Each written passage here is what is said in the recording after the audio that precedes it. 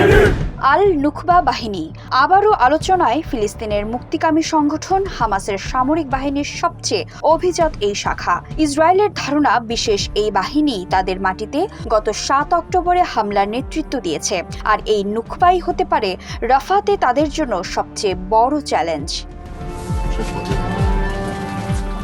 আরবি নুখবা শব্দটির অর্থ হল অভিজাত। সেই অর্থে নুখবা ফোর্স হল ফিলিস্তিনের স্বাধীনতাকামী সশস্ত্র সংগঠন হামাসের একটি অভিজাত শাখা। সংগঠনের শীর্ষ পর্যায়ের নেতারা নুখবা শাখার সদস্যদের বাছাই করেন। অনেকে মনে করেন হামাস নেতা ইয়াহিয়া সিনওয়ার নিজে এই শাখার দেখভাল করেন। ইসরায়েলের সামরিক কর্মকর্তাদের জন্য আল নুখবা ইউনিট একটি আতঙ্কের নাম। তাদের হিসাবে আল নুখবা শাখার অধীনে ৫,০০০ প্রশিক্ষিত গেরিলা যোদ্ধা ছিল। এর মধ্যে প্রায় ১৫০০ যোদ্ধাকে হত্যার দাবি করে আসছে তেল আবিবের সমরকর্তারা, যদিও এ নিয়ে কোনো মন্তব্য করেনি হামাস। হামাসের একাধিক সামরিক শাখা রয়েছে। এর মধ্যে অন্যতম হল ইজ আল-দিন আল-কাসাম ব্রিগেড। এই ব্রিগেডেরই প্রধান ইউনিট নুখবা ফোর্স। বিভিন্ন দেশের আধুনিক সেনাবাহিনীগুলোর কমান্ডোদের চেয়ে কোনো অংশে কম নয় এই নুখবা সদস্যরা। কমান্ডোদের সব ধরনের প্রশিক্ষণই আছে তাদের। তাই গাজায় অভিযান শুরুর আগে ইসরায়েলের সেনাবাহিনী জানিয়েছিল হামাসের নুখবা বাহিনীকে জব্দ করতে চায় তারা। ৭ অক্টোবরের হামলার নেপথ্যে নাকি এই নুখবা বাহিনী। তাই ভয়ঙ্কর এই বাহিনীকে যেনতেনভাবে নির্মূল করতে বদ্ধপরিকর ইসরায়েলের প্রতিরক্ষা বাহিনী IDF। নুখবা বাহিনীর সব সদস্যকে বাছাই করেন হামাসের শীর্ষ নেতারা। বেশ কিছু পরীক্ষায় পাশ করে তবেই হওয়া যায় নুখবার সদস্য, আর সেই পরীক্ষাও নেহাত সহজ নয়। সবার আগে নিশ্চিত করা হয় নেতার প্রতি তাদের আনুগত্য এবং আদর্শিক প্রতিশ্রুতি। এই দুই নীতির বিচারেই সাবধানে বাছাই করা হয় সদস্যদের। কেন এত বেশি গুরুত্ব দেয়া হয় এই নুখবা কমান্ডোকে?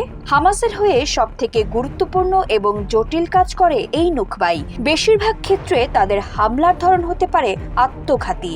সেসব মনে রেখেই যোগ দেন সদস্যরা, আর এই বিষয়টিকেই সবচেয়ে বেশি ভয় পায় প্রতিপক্ষ ইসরায়েল।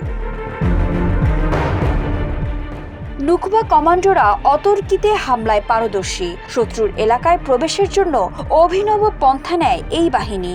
সুড়ঙ্গ খুঁড়ে তার মাধ্যমেই পৌঁছে যায় লক্ষ্যস্থলে। মিসাইল, স্নাইপার রাইফেল, ট্যাঙ্ক ধ্বংসকারী মিসাইল চালনায় পারদর্শী নুখবা কমান্ডোরা। স্কুবা ড্রাইভিংও শেখেন সদস্যরা।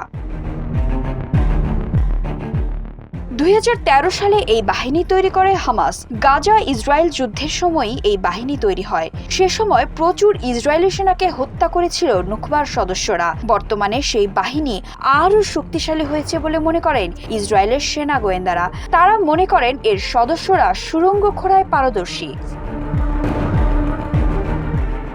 বর্তমানে এই কমান্ডোরাই হামাসের শীর্ষ নেতাদের নিরাপত্তার দায়িত্বেও রয়েছে বলে ইসরায়েলি গোয়েন্দাদের দাবি। আল কাসাম ব্রিগেডের প্রধান মোহাম্মদ দেইফের সরাসরি নিয়ন্ত্রণ রয়েছে আল নুখবা কমান্ডো বাহিনীতে। ইসরায়েলের ভেতরে হামলার জন্য এই বাহিনীর সদস্যদের বিশেষ প্রশিক্ষণও দেন দেইফ। হামাস নেতা ইয়াহিয়া সিনওয়ার নিজে নুখবা ইউনিট তৈরি করেন।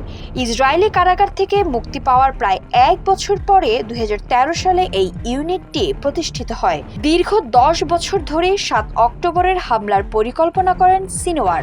সেই পরিকল্পনার অংশ হিসেবেই জন্ম নিয়েছিল আল নুখবা বাহিনী।